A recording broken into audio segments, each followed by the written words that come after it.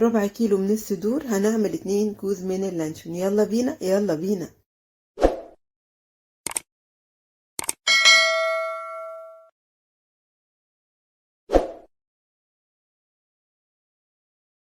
صباح الخير او مساء الخير على حسب التوقيت اللي بتشوفوني فيه. النهارده ان شاء الله هنعمل مع بعض لانشون الفراخ بطريقه بسيطه جدا وسهل. هنعمله من غير جيلاتين بمكونات موجوده ان شاء الله عندكم في البيت. بس يا ريت قبل ما نبتدي الفيديو، لو اول مره تشوفوني، انا شيرين ودي قناتي، تشتركوا فيها وفعلوا الجرس علشان تجيلكوا كل الوصفات اللي انا بقدمها. واكتبوا لي كومنت حلو وقولوا لي ايه رايكم في الفيديو بتاع النهارده، وايه الحاجات اللي انتوا تحبوا ان انا ممكن ان انا اعملها في الفيديوهات الجايه ان شاء الله. اتمنى لكم مشاهده ممتعه، ويلا بينا نشوف الطريقه.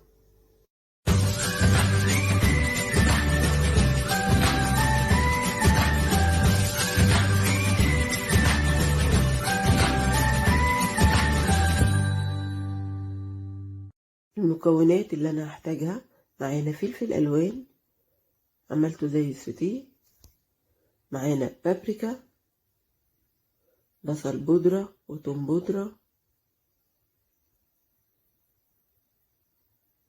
هحتاج كمان لنص كوباية من الزيت، 6 معالق من الدقيق، حبهان وملح، فلفل اسمر، 2 مكعب مرقة، 4 قطع جبنة نستو، 4 بيضات، ربع كيلو صدور. اول حاجة انا هجيب الكبة وهبتدي ان انا افرم الفراخ. دول ربع كيلو من الصدور، قطعتهم وهبتدي ان انا هفرمهم.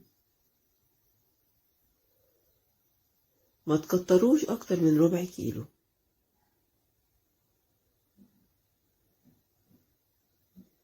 هبتدي ان انا افرمهم كويس جدا.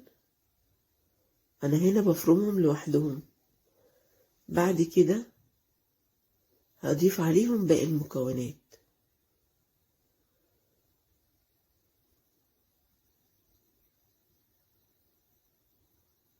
مهم ان الفراخ تتفرم كويس قوي عشان تدينا نتيجة كويسة.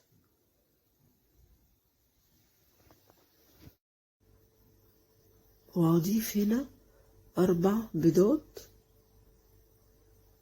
يبقى ال4 بيضات عليهم 4 قطع من الجبنة النستو، و2 مكعب من المرقة. تمام. وربع كيلو من الصدور. مكونات بسيطة جدا، وطبعا التوابل بتاعتنا.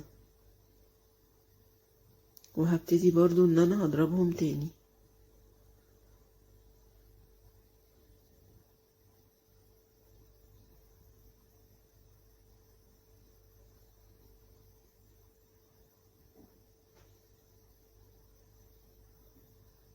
طبعا من الجبنة النستو،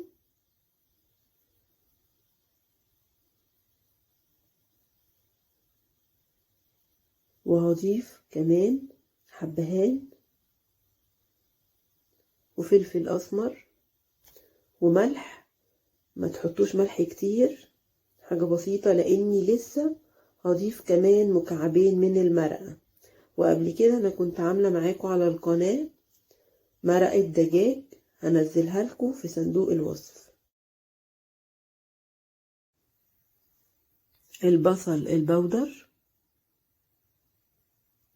والثوم البودر، وهضيف كمان البابريكا.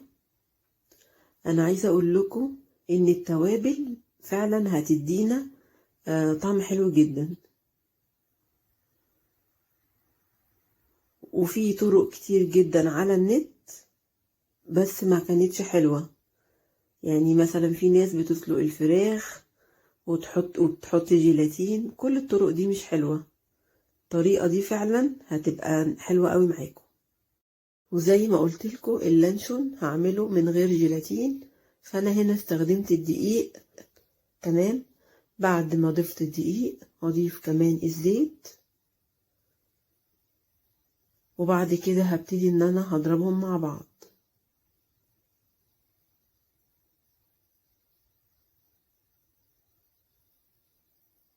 هضربهم لحد ما يبقى قوام كريمي كويس والمكونات كلها تمتزج مع بعض. ما تنسوش اللايك، اكتبولي كومنت حلو زيكم، قولولي ايه رأيكم في الطريقة. هنا هنيجي بقى في طريقة السوا.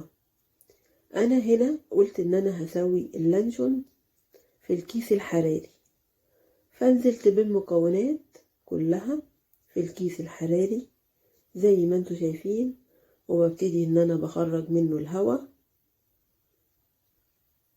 وبظبط الكوس كده علشان يبقى خاطر شكله حلو. برضو احنا عايزين ان هو يبقى شكله حلو زي بتاع بره كده، تمام. فبظبط فيه وبنخرج منه الهواء. دلوقتي هبتدي اغلفه بورق الفويل، بغلفه كويس جدا علشان خاطر ما يدخلش فيه ميه. وبرضو هضيف تاني عليه ورق فويل، يعني مفيش مشكلة احطه اكتر من مرة عشان نضمن ان ما يجيش فيه ميه. تمام.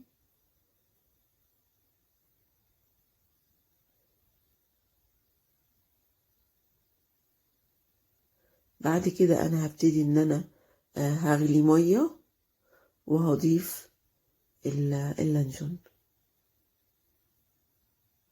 شايفين هنا طريقة السوا؟ انا بسيبه ساعة، وبعد ساعة بقلبه على الاتجاه التاني، وبعد كده ان انا ببتدي بغطيه.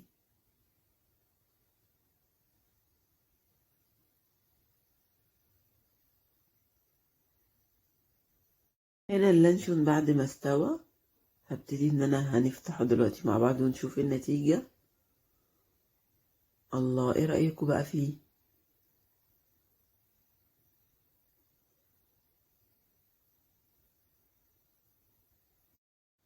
هنا طبعا انا سبته في التلاجة، نسيبه مثلا من بالليل ونبتدي نقطعه الصبح. عايزة كمان اقول لكم ان انا سبت اللانشون برا التلاجة، وقلت هشوف هيبقى عمل ايه معايا او ايه اللي هيحصل فيه. حقيقي روعة. وفي نهاية الفيديو اتمنى من كل قلبي يكون النهاردة الفيديو يكون عجبكم، وتعملوا اللانشون بالطريقة بتاعتي وتقولولي في التعليقات ايه رأيكم فيه. انا متأكدة 1,000,000% ان هو هيعجبكم وهيطلع معاكم ناجح. هشوفكم في فيديو جديد. باي باي.